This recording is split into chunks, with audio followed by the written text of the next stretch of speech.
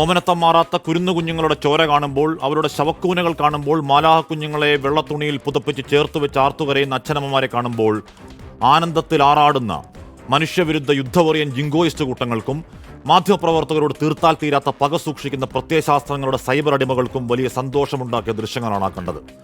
ഇറാന്റെ ദേശീയ ടെലിവിഷൻ ആസ്ഥാനം അവിടുത്തെ മാധ്യമപ്രവർത്തകരെ ലക്ഷ്യമിട്ട് ഇസ്രായേൽ മിസൈലുകൾ പതിച്ചതാണ്.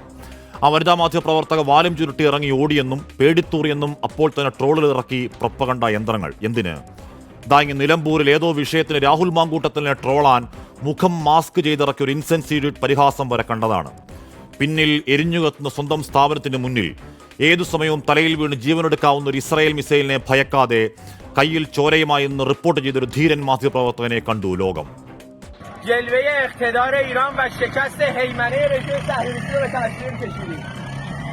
اینجا سازمان صدا و سیماست، مرکز فرماندهی جنگ رسانه ایران. ഇസ്രായേലിന്റെയും ജിങ്കോയിസ്റ്റ് വലതുപക്ഷത്തിന്റെയും മാധ്യമവറിയൻ സൈബർ തെമ്മാടിക്കൂട്ടത്തിന്റെയും ആനന്ദത്തിന് പക്ഷേ ആയുസ് അരമണിക്കൂർ. ഇറാൻ ടി വി നിശബ്ദമാക്കുമെന്ന സയനിസ്റ്റ് പ്രതിരോധ മന്ത്രി ഇസ്രായേൽ കീറ്റ്സിന്റെ വാക്കുകൾ അസ്ഥാനത്തായി.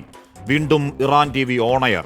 സ്ക്രീനിൽ അതേ മാധ്യമപ്രവർത്തക സഹർ ഇമാമി. വിറയ്ക്കാത്ത ശബ്ദം, അതേ ആർജവം.